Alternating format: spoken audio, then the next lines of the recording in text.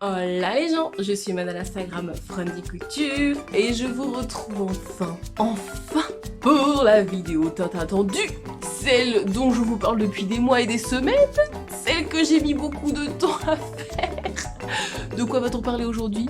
Nous allons parler de wax.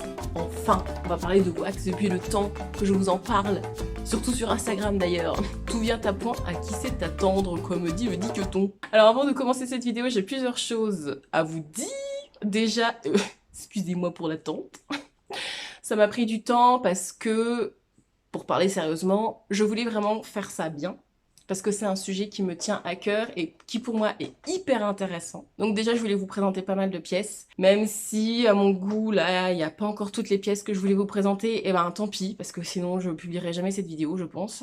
Une volonté de ma part de bien me renseigner, de pas vous raconter n'importe quoi, donc j'ai fait quand même pas mal de recherches sur différents supports, il y a eu des vidéos YouTube, il y a eu des podcasts audio, il y a eu des livres. Donc voilà, vous voyez, ça retarde, ça repousse, et nous voilà déjà mi-août. Je tiens à remercier deux personnes qui m'ont tout particulièrement aidé à faire cette vidéo. Je m'explique.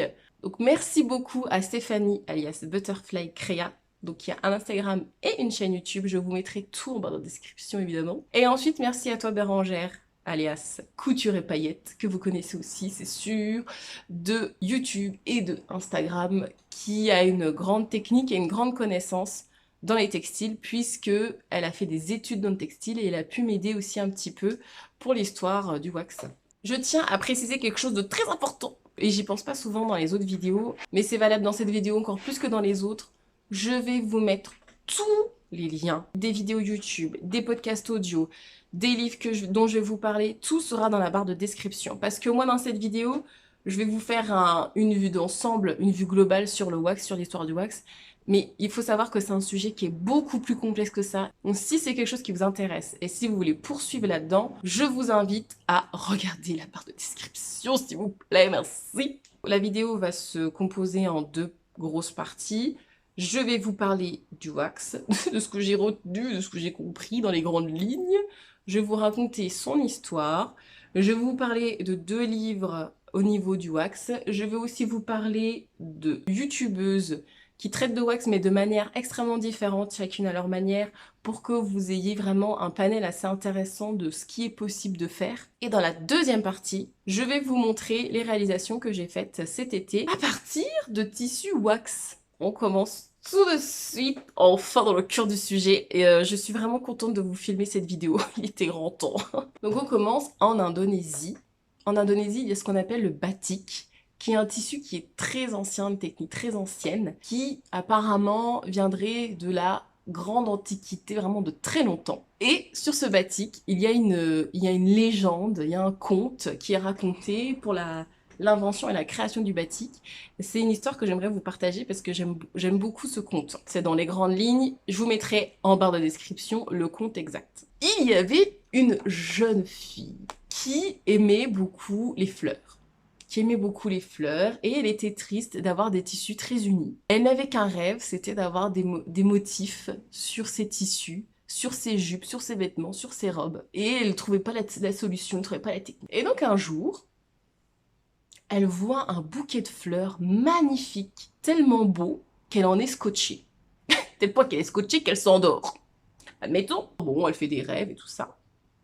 Et puis, en se réveillant, elle voit plein d'abeilles qui s'envolent, qui étaient venues butiner ce fameux bouquet de fleurs. Elle devait être très proche du bouquet de fleurs, parce qu'elle se rend compte que sur sa jupe, elle a de la cire d'abeille et du miel. Alors elle est très embêtée, sur sa jupe blanche, d'avoir ces taches là. Alors elle se dit, bon, foutu, pour enlever ces taches, ce que je vais faire, c'est que je vais teindre complètement ma jupe. Je vais la plonger dans de l'indigo, et puis l'indigo recouvrera ces fameuses taches de cire et de miel. Pour information, parenthèse dans l'histoire, l'indigo est une plante qui permet une coloration bleue. Elle fait tremper dans son bain d'indigo, et après, elle fait bouillir son tissu, et puis, en enlevant sa jupe de son bac d'eau, là, se rend compte qu'elle a, où il y avait les traces de cire, où il y avait les traces de miel, c'est blond. En fait, elle a des petites taches blanches au milieu du reste qui est bleu. Et là, elle comprend. La cire et le miel, du coup, ont empêché l'indigo de se fixer dessus.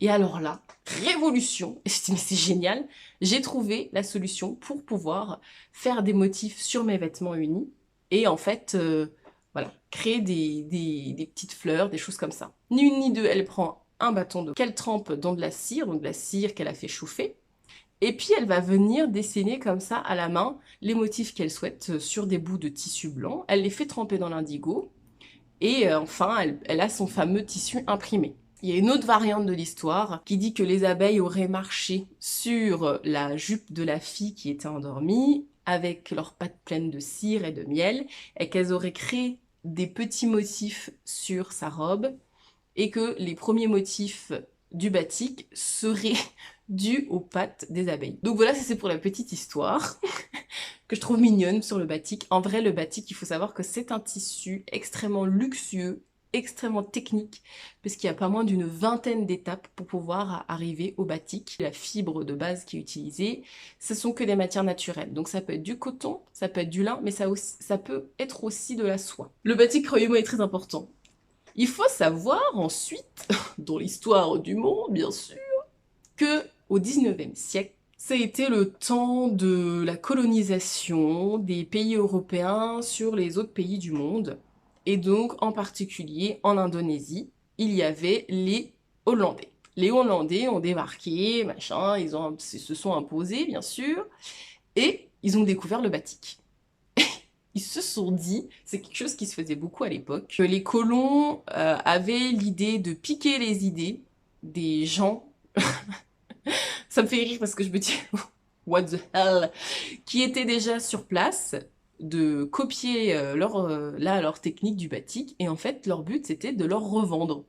Sauf que, comme je vous ai dit, le batik, c'est une technique extrêmement compliquée. Les Anglais et les Hollandais, du coup, donc surtout les Hollandais, retenez ça, les Hollandais, ont mis entre 10 et 20 ans pour industrialiser la technique du batik. Et un point que je ne vous ai pas précisé, qui est extrêmement important dans le batik, il a la caractéristique d'être imprimé sur les deux côtés du tissu, avec cette technique de la cire. Les Hollandais ont viré cette histoire de cire d'abeille, ils ont mis de la cire végétale, ils ont essayé d'industrialiser et ça leur a pris beaucoup. Ils n'ont pas lâché le morceau, hein, ils se sont vraiment acharnés. Ça leur a pris beaucoup de temps. Et donc, quand ils ont réussi à finir leur batik industriel, là, ils sont arrivés sur le marché indonésien en disant, tenez, voilà, on vous vend le batik et tout ça. Sauf qu'en fait, ça a fait un flop total. Parce que la mainmise qu'ils avaient il y a 10-15 ans sur les Indonésiens, ils l'avaient perdue. Entre-temps, les Indonésiens avaient eux-mêmes amélioré leur technique du batik. Et en plus, ils étaient tellement habitués à leur batik qu'ils connaissaient, comme je vous ai dit, depuis extrêmement longtemps, c'est une vieille tradition, que le batik industriel des Hollandais, mais vraiment pas du tout, ça les intéressait pas, la qualité n'était pas celle qu'ils voulaient, il y avait des craquelures, c'était vraiment, ils l'ont complètement boudé. Alors là, les Hollandais, ils étaient bien embêtés parce que ça fait quand même 20 ans qu'on bosse sur le projet, bon, on a quand même investi de l'argent, ça ne marche pas. Donc ni une ni deux, ils se sont dit, bon bah il faut qu'on écoule notre stock, quoi, il faut qu'on trouve quelqu'un d'autre. L'avantage, c'est que des colonies, ils en avaient d'autres, ils en avaient plein d'autres, et notamment au Ghana. Il y avait des missionnaires qui étaient au Ghana, et leur but c'était de... Comment je vais dire ça? C'est des sujets qui sont tellement délicats, on adore. Ils voulaient vraiment éduquer. Et donc ils ont ramené des machines à coudre, et ces tissus dont les Indonésiens ne voulaient pas. Je vous ai pas précisé, mais ce batik indonésien, les Hollandais l'ont rebaptisé wax. Donc voilà, donc ils avaient ce wax, avec leur machine à coudre, ils ont formé des jeunes filles à la couture, avec les tissus, et en fait ces tissus ont rencontré un fort succès, parce qu'il faut savoir que en Afrique, dans différents pays, dans différentes régions, ils avaient déjà des tissus en fait. Ils avaient déjà des techniques de coloration, des techniques de tissage, et il y en a plusieurs qui sont représentatives de chaque région en Afrique. Souvenez-vous, on est toujours sur cette technique de l'indigo. Cette technique de l'indigo était aussi utilisée en Afrique. Donc en fait, ils se sont reconnus facilement dans les tissus, dans le wax du 19e siècle. Et c'est un tissu qui a été très facilement adopté. Mais il faut savoir que le wax au départ n'avait pas du tout les couleurs vives qu'on a à l'heure actuelle, les motifs qu'on a à l'heure actuelle, pas du tout. C'était des motifs assez simples, et c'était de l'indigo, c'était des couleurs ocre, des couleurs terre, c'était des couleurs assez fades. Et en plus, les cotonnades industrielles étaient plus légères que les tissus artisanaux. Et puis, par la suite, il y a eu un Écossais. Vraiment, je vous incite à aller écouter les podcasts que je vous mets en barre de description qui vont beaucoup plus loin que ce que je vous résume ici, hein, toujours pareil. On estime que c'est vraiment lui le père fondateur du wax, en fait, c'est lui qui a révolutionné tout ça, puisque c'est lui qui a créé des différentes techniques pour avoir des couleurs plus vives au niveau du wax, et surtout aussi qui est la naissance de beaucoup de motifs, même qu'on connaît encore à l'heure actuelle. Juste pour vous donner un exemple. Donc l'alphabet, en fait, il y a des tissus wax. Je ne sais pas si vous en avez déjà vu. N'hésitez pas à me le dire en commentaire.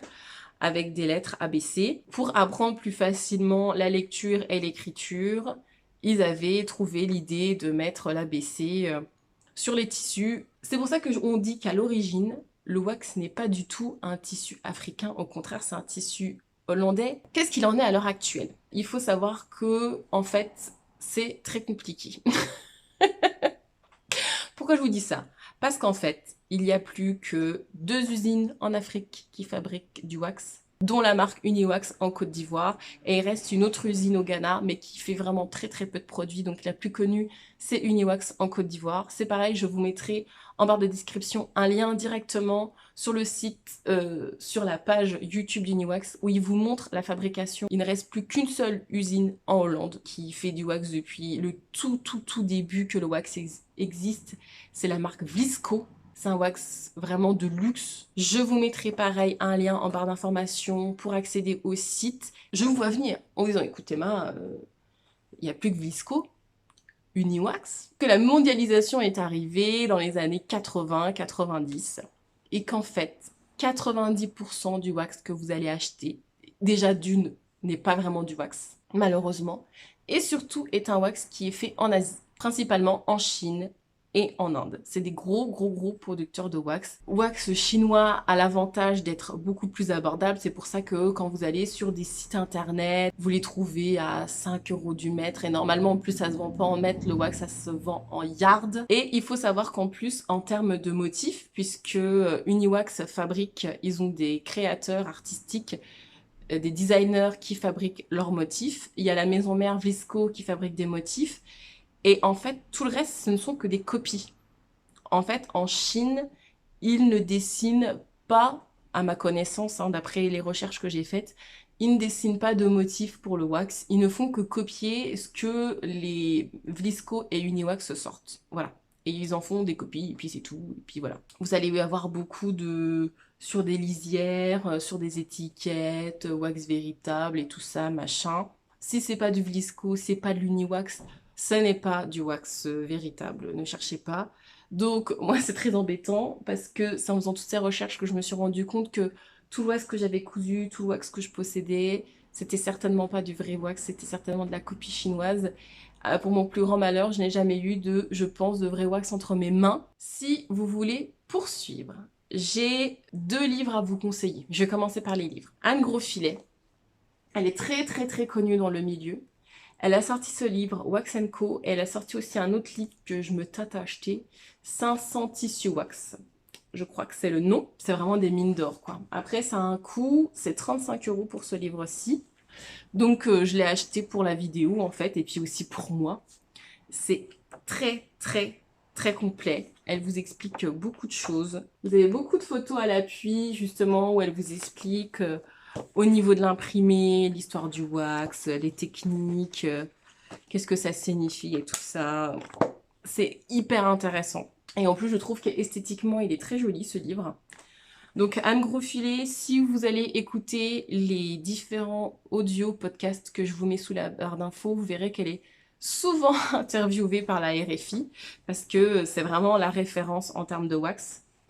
La référence française, bien sûr, en termes de wax. Et puis, dans un autre style, je pense que celui-là, vous le connaissez, il est sorti il n'y a pas très longtemps. Couture Wax, aux éditions Mango. On l'a beaucoup vu passer. Je l'ai aussi acheté pour compléter cette vidéo. Et puis, parce que, voilà, il y avait des modèles qui me plaisaient bien. Là, c'est pareil, elle vous raconte un tout petit peu l'histoire du wax, mais vraiment pas dans les détails, dans les très grandes lignes. Et il y a plusieurs modèles pour réaliser vos tenues en wax, et pas que, parce que si vous n'êtes pas de fan du wax, c'est pas grave, ça arrive, il n'y a pas de souci. vous pouvez remplacer par des cotonnades, hein, tout simplement. Le wax, en vrai, c'est du coton, hein. C'est juste du tissu coton, c'est juste l'imprimé, c'est l'imprimé qui fait tout. Et voilà, elle vous propose plusieurs choses. Vous avez aussi bien des tenues que des accessoires. Donc, c'est des livres que je peux vous conseiller. Il y a aussi un autre livre qui est sorti il y a beaucoup plus longtemps. C'est pareil sur des modèles à coudre en wax, mais je ne l'ai pas en ma possession, donc je ne pourrai pas vous en parler. Ensuite, j'aimerais vous parler de 3 youtubeuses que je vous conseille pour avoir différents horizons, différents styles au niveau du wax. Je vais commencer par Pretty Hero, qui est très très très connue quand même.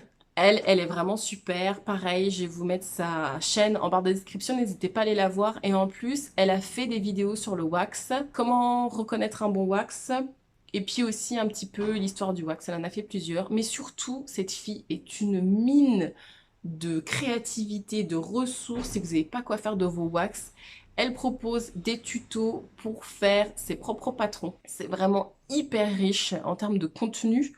Donc, si c'est quelque chose qui vous plaît, je vous invite à aller la découvrir. Et ensuite, ce n'est pas du tout... Ah, je peux pas dire que c'est pas du tout une couturière, mais elle est très créative aussi. Elle a un univers extrêmement coloré. C'est vraiment, en fait, ce que je vais vous donner là, des pistes d'inspiration, en fait. C'est vraiment mon but, des choses qui peuvent vous inspirer, qui peuvent vous donner le maximum d'idées. Elvin Olala, que j'adore. Elle a un compte YouTube et elle a un compte Instagram. Cette fille, c'est de la joie de vivre constante. Elle est très lumineuse, elle est très très très très colorée. Elle est très joyeuse. Et puis enfin, dans un autre style, il y a Agathe Power of Tricot. Vous allez me dire, ça n'a rien à voir avec la couture. Eh bien si, en fait, Agathe, elle fait de la couture depuis peu de temps, en fait. Elle connaît le wax et elle, en fait, elle en coupe pas mal. Elle coupe pas mal de wax. Et justement, elle apporte quand même encore un autre style, une autre vision, parce qu'elle coupe pour elle, pour ses filles, pour son mari.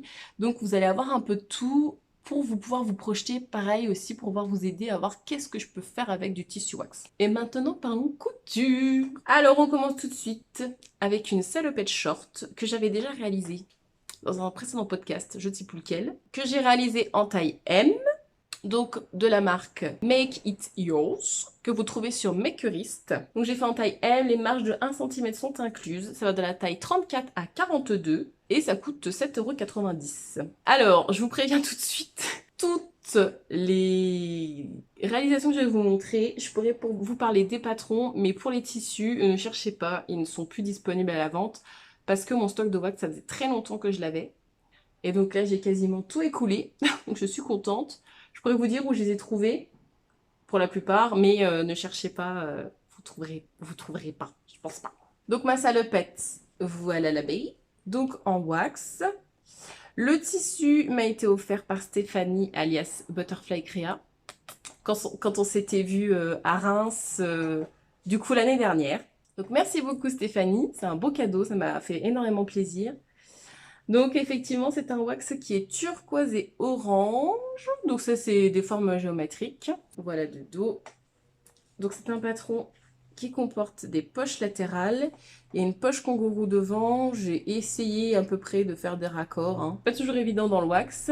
Et puis donc les petites bretelles. Bon, alors franchement, les modifications que j'ai pu faire, c'est au niveau de la parmenture dos. Donc moi, en fait, j'en ai rajouté une qui va jusque là. Bon, c'est pas compliqué, hein, vous savez, j'ai juste repris ma pièce d'eau en fait, et puis j'ai coupé à ce niveau-là, voyez-vous, pour me faire ma parmenture. Et puis j'ai pris en sandwich les bretelles dans la parmenture. Sauf que les bretelles, c'est le souci. J'avais déjà fait l'erreur plusieurs fois en plus, mais vu que ça faisait longtemps que j'avais pas fait ce patron, j'avais complètement oublié. Aurélie de La Fabrique Dorée, dans son dernier podcast, il me semble, a parlé de la même chose que moi, elle a rencontré le même problème. J'aurais dû les mettre en biais, en fait, de biais et pas toutes droites. Parce que du coup, j'ai un espèce de pli qui se fait au niveau du dos et qui est pas hyper joli, quoi. Donc c'est le seul défaut, je trouve, de ce modèle. Ça et puis la parmenture dos qui mérite d'être faite. Sinon, c'est un modèle que j'aime beaucoup. Elle est très agréable à porter, là, surtout pour les grosses chaleurs. Parce qu'en plus, le wax, c'est un tissu qui est vraiment léger et fin, donc... ça se fait bien avec un petit t-shirt. Le système d'attache vient aussi de chez AliExpress. Et voilà, j'ai déjà lavé, porté plusieurs fois. Il n'y a aucun souci.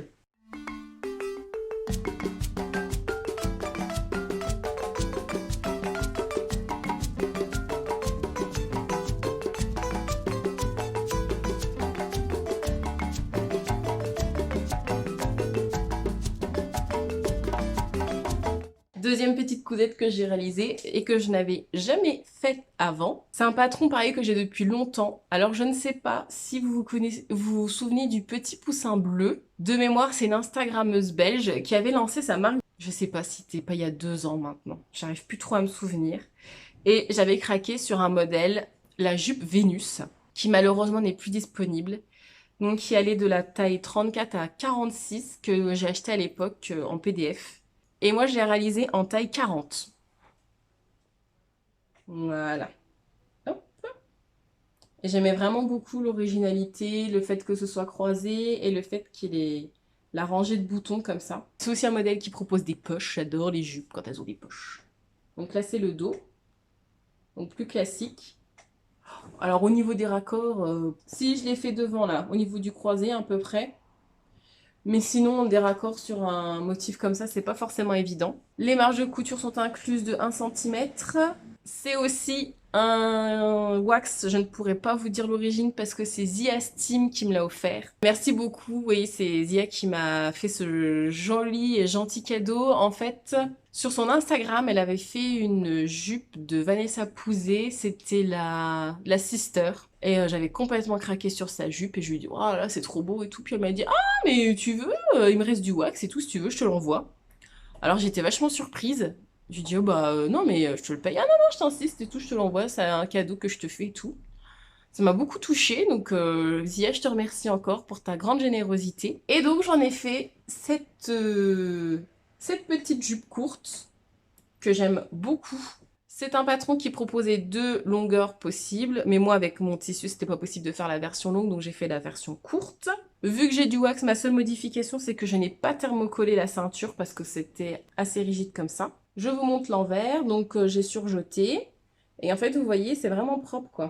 Vous voyez donc ça c'est l'envers et les empiècements font que, vous voyez, ça fait très propre. Donc vraiment j'aime beaucoup ce modèle. À refaire, pas forcément dans du wax, dans un autre tissu, je me dis pourquoi pas. La version longue. Bon, pas tout de suite, hein, bien sûr, mais...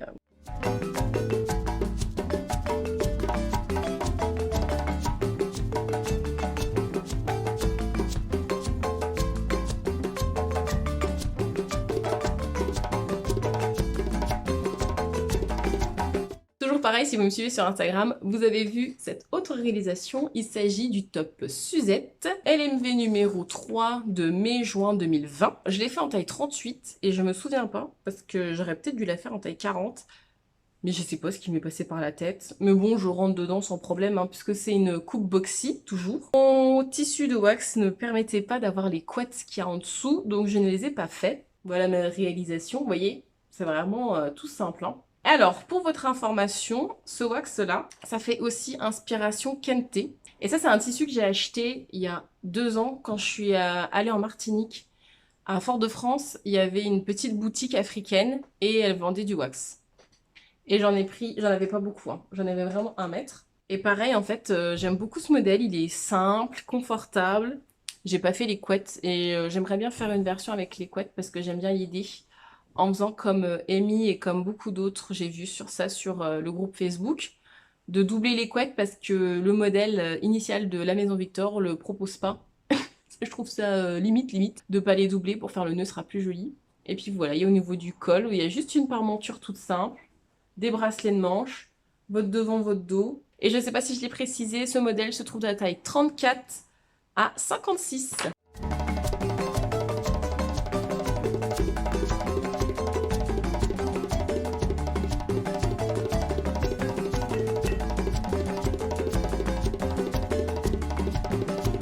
Alors là, on va passer à une robe que j'adore. C'est l'une de mes réalisations coup de cœur. Je la trouve...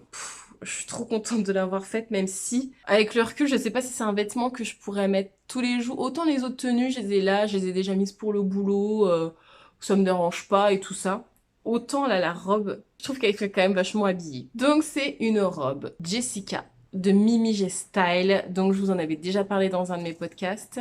Elle va de la taille XXS à 2XL et je l'ai fait dans un wax mondial tissu que j'avais depuis des années dans mon stock. Donc c'est ce wax là. Et alors je le trouve dément quoi. Le tissu est quand même resté assez rigide mais bon je l'ai pas encore assez porté ni assez lavé donc ma faute aussi. Mais alors, j'adore quoi. La robe Jessica, donc comme je vous ai dit, je vous en ai déjà parlé. Et si vous voulez pas la Mimi J Style, vous avez Fibre Mood qui a fait quasiment la même. La différence, c'est qu'ils ont posé, eux, un zip sur le côté. Et c'est une fausse patte de boutonnage, je crois, devant. La Maison Victor, pareil, ils l'ont sorti. Sauf que c'est droit ici. Au lieu d'être comme ça, là. C'est tout droit. Et je crois qu'il y a un élastique à l'arrière dans le dos. Mais voilà, c'est vraiment un style de robe qui revient vachement à la mode. J'ai fait quand même quelques modifications. Moi, au niveau du bustier, je voulais que ça se tienne. Et je voulais des finitions très propres. Mon bustier est entièrement doublé. J'avais assez de wax. Hein. Je sais plus combien j'avais de wax à la base. J'en avais peut-être 3 mètres. Je n'arrive plus à me souvenir. C'était il y a tellement longtemps. Puis j'ai pas pensé à le remesurer. Vous voyez l'extérieur et là, c'est l'intérieur. Et donc voilà, entièrement doublé, ce qui m'a permis de prendre en sandwich les fronces au niveau du bas. Sinon, c'est surjeté. Autre modification que j'ai faite, parce que dans la première version, je trouvais que, en fait, ça baillait au niveau des aisselles. Et je pensais que c'était dû au tissu sur ma première Jessica, et ça m'a fait la même chose sur cette Jessica-là. J'avais vraiment un surplus de tissu, c'était pas joli, ça rebiquait en fait. Donc ce que j'ai fait, c'est des pinces. Alors, je les ai faites à l'arrache complet. Hein. Je crois que j'ai dû mettre une épingle. J'ai mis une épingle où je voulais que ça arrive. Puis après, bah, la machine à coudre, j'ai réuni, j'ai fait sur les deux côtés, du coup, la doublure et l'extérieur. Les deux côtés. Et ma foi, c'est plutôt pas mal. Donc, méfiance parce que je crois que j'ai déjà vu ce reproche sur la robe, la Jessica Dress. Peut-être que ce défaut n'existe pas sur celle de Fibre Mood. Je ne sais pas, parce que je ne l'ai pas essayé.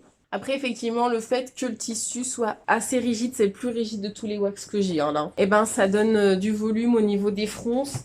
Et j'ai hésité à faire des plis au départ. Et puis après, je me suis dit, ah non, je vais laisser les fronces. C'est quelque chose qui finira par s'assouplir avec le temps et les lavages.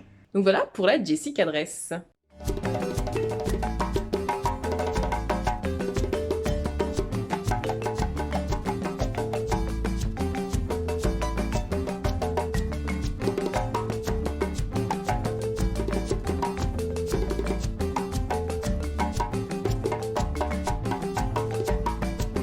Encore une cousette que vous avez dû voir passer sur Instagram et qui a beaucoup plu celle-ci, et que je vous présente maintenant bien sûr, c'est une jupe du tendance couture numéro 38. Alors ça c'est un tendance couture que je vous avais montré en story en plus sur Instagram et je vous avais dit que je voulais faire un ensemble, donc que j'ai réalisé. Le haut je vous montrerai dans le podcast de fin août. Et donc ici vous avez cette jupe, donc en fait c'est une jupe à plis, toute simple, avec un zip normalement invisible dans le dos, mais je n'en avais pas, donc j'ai rusé. J'ai fait un zip caché, vous voyez là. Et j'avais acheté les zips sur Amazon en lot, en fait. Il y avait ce vert là, qui va très bien avec le vert de mes feuilles. Oh, alors là, me demandez pas le motif. C'est rose, c'est vert. Si vous suivez mes vidéos YouTube, vous vous souvenez de ce tissu. C'était dans ma dernière commande Benitex. J'avais acheté ce wax là. Le jeu de pli avec le wax, ça donne vraiment de l'ampleur et du volume. Alors, je l'ai fait en taille 44. J'aurais pu faire une taille 42, mais c'était compliqué, on va dire. Donc, c'est possible de la faire en taille 40, 42 ou 44. Donc, vous êtes assez limité en termes de taille. Le wax Benitex n'est plus disponible. Il était à 5,50 € du mètre. J'avais commandé 3 mètres. J'ai tout utilisé parce que cette jupe demande beaucoup, beaucoup de tissu. Donc, elle était un peu grande pour moi. Donc, j'ai un peu rusé... J'ai enlevé un peu de tissu à ce niveau-là, en fait, à l'arrière. Vous savez, je l'ai passé avant de mettre le zip, et puis j'ai regardé à peu près où est-ce que j'aurais voulu que ça retombe. Donc j'ai un peu bidouillé, et au final, elle me va, elle est à ma taille. Après, je sais pas si Wax risque de s'étendre un peu. Toujours pareil, je n'ai pas tellement collé la ceinture parce que le tissu est déjà assez rigide comme ça. Cette jupe a des poches. C'est mon seul regret pour revenir à Jessica Dress, et j'aurais dû le faire, et j'ai oublié de le faire. Mais bon, après, je peux toujours les rajouter. J'aurais voulu des poches sur ma Jessica Dress et je pense que je vais découdre les côtés pour ajouter des poches dedans. Vous savez, des poches comme ça, là, plaquées, cachées à l'intérieur. Je trouve ça tellement plus pratique. Et je l'associe, soit je mets un t-shirt rentré dedans parce qu'elle tombe au niveau de la taille, cette jupe, soit avec un petit crop top, qui était l'idée de base. Sinon, je sais pas si c'est moi qui ai... J'ai eu beaucoup de problèmes à comprendre le jeu de plis. Et je pense que mes marques étaient pas bonnes. J'ai dû pas bien recopier. J'ai l'impression qu'il m'a manqué un repère sur le patron. Mais c'est peut-être moi parce que Comment te dire que les planches couture, tendance couture, c'est juste l'enfer à décalquer. Et j'ai dû un petit peu me planter à un moment donné parce que ça tournait pas très bien. Donc au niveau des plis, j'ai un peu bidouillé pareil, hein. Je sais pas si c'était prévu comme ça à la base de la base. Mais bon, au final, j'ai réussi mon coup, c'est le principal.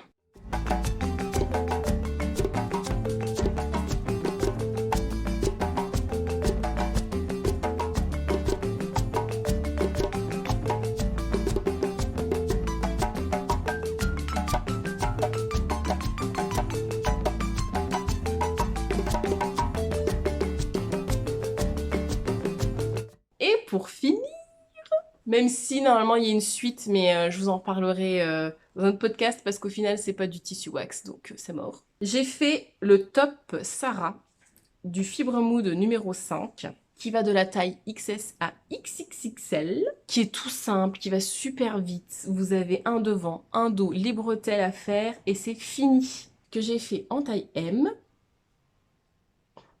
dans un tissu que j'avais acheté chez Toto Tissu, donc en même temps que celui-là. Et franchement, j'adore. J'aime trop mélanger les couleurs, le violet là et le dos. Donc en fait, c'est tout élastiqué au niveau du buste ici. Vous avez une petite bande devant qui est plus haute, qui fronce. Et le détail des nœuds au niveau des épaules qui est très sympathique. C'est très rapide à faire. Alors moi, les explications Fibre Mood, je ne les ai pas comprises. Mais alors, j'ai eu un moment, au début, donc j'avais le bouquin, donc j'avais que les dessins techniques. Je comprenais pas, je me suis dit, bon, je vais aller sur le site. Et ben même avec les explications, j'avais toujours pas compris. Il y a quelque chose à faire à un moment donné avec les parmentures. Je ne m'en suis jamais sortie, j'ai jamais compris ce qu'ils attendaient de moi. Donc je me suis dit, c'est pas grave, je vais le faire à l'instant. Là, j'avoue, j'ai pas compris. Je n'ai pas compris ce qu'ils attendaient de moi. Ça a été le mystère. Du début jusqu'à la fin, je me suis dit, qu'est-ce que c'est? Qu'est-ce qu'ils me jugent? Ils me veulent des choses, mais c'est pas clair. J'aime beaucoup ce petit top, quoi, tout simple. Et même là, j'avais la difficulté de me dire qui est l'intérieur, qui est l'extérieur. Donc que ce soit l'endroit ou l'envers, vous n'avez pas de différence, vous voyez? Vous n'avez pas de différence d'intensité, de couleur et tout ça. Donc normalement, un bon wax, vous ne devez pas faire la différence entre les deux. Si vous faites une différence, c'est pas du wax, c'est un imprimé.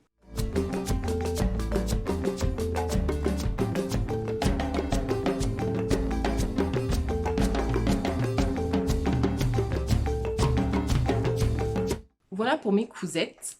Wax que j'ai réalisé ces dernières semaines, ces derniers mois.